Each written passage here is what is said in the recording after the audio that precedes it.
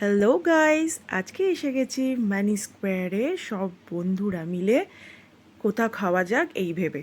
তো এসেই দেখছি মানি স্কোয়ারে একটা থিমে পুরো ওরা সাজিয়েছে। পুরো মনে হচ্ছিল কার্টুন নেটওয়ার্কের প্রত্যেকটা কার্টুন ওখানে আছে। বিটিস ডাম্বো থেকে স্টার্ট করে নেমো সব কিছুই ওখানে ছিল। ফাইন্ডিং অফ নেমো মুভিটার পুরো থিম যেন এখানে আছে। আর এছাড়া তো আছেই এখানে টেডি বিয়ার, মানুষ ঢুকে আছে ওর মধ্যে। আমি তো ভাবছি এই গরমের মধ্যে ঢুকে আছে কি করে, যতই হোক এসি, কিন্তু তাও। তো এখানে 14th হ্যাপি বার্থডে মানি স্কোয়ারে সেলিব্রেট হচ্ছিল। ডেকোরেশন করেছে, সবাই হলো দেখছিল, আমরাও সেটা দেখছিলাম, খুব ভালো লাগছিল। পুরো ছোটোবেলার দিনের কথা মনে হচ্ছিল। তো জাস্ট এনজয় করছিলাম আমরা। এরপরেই আমরা জঙ্গল সাফারিতে এসে গেছিলাম। একদম টপ ফ্লোরে জঙ্গল সাফারি আছে, এদের থিমটাই হলো পুরো জঙ্গল। কিন্তু আমাদের এই রোজগারের যে শহরের ব্যস্ততার মধ্যে থেকে তোমরা যেতেই পারো যে কোনো দিন দুপুরে লাঞ্চ করতে বা ডিনারে।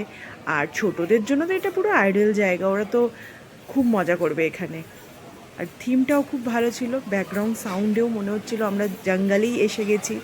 তো তোমরাও দেখো, তোমাদেরও ভালো লাগবে। তো আমরা এরপরে ওর মধ্যেই ওখানে একটা ট্রি হাউস আছে, তো আমরা ডিসাইড করলাম ট্রি হাউসে বসেই খাও।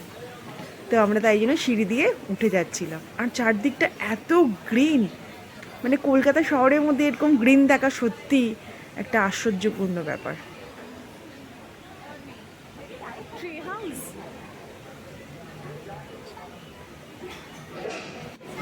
তো এরপরে আমরা ডিসাইড করছিলাম মেনু দেখে যে আমরা কি খাবো। তো পরপর দেখছিলাম এখানে তো ড্রিঙ্কসের অ্যাভেলেবিলিটি আছে। আমরা তো ওটা নেবো না, তো আমরা ভাবছিলাম যে কি খাওয়া যায় সামারে। তো আমি অলরেডি একবার এখানে খেয়েছিলাম, তো আমি তাই জন্য ওদেরকে প্রেসক্রাইব করছিলাম যে মশালা কুলচা খাওয়া যাক। আর ওরা বললো যে মাটনের কোনো কিছু, তো মাটন রোগান জোশ আমরা অর্ডার করেছিলাম, সাথে টাংড়ি কাবাব ছিল। তো আমরা পরপর মেনুগুলো দেখছিলাম, মেনুগুলোর মধ্যে এখানে পরাঠার অ্যাভেলেবিলিটি অনেক আছে, তোমরাও খেতে পারো। আর সামার ওয়াটারমেলন জুস তো মাস্ট, আর এটা খেতে ভীষণ ভালো ছিল। তো আমি একটা ওয়াটারমেলন জুস অর্ডার করে নিয়েছিলাম, এর মধ্যে ওয়াটারমেলনের পাল্প ছিল আর লেমনের ফ্লেভার ছিল খুব ভালো। তো আমি অনেকক্ষণ ধরে এটাকে এনজয় করছিলাম উইথ দিস এনভায়রনমেন্ট। তারপর এসে গেল আমাদের মাটন রোগান জোশ, যেটা ছিল পুরো শ্রেডেড মাটন দিয়ে বানানো, আর টেস্ট অপূর্ব ছিল। তোমরাও গিয়ে টেস্ট করে দেখতে পারো।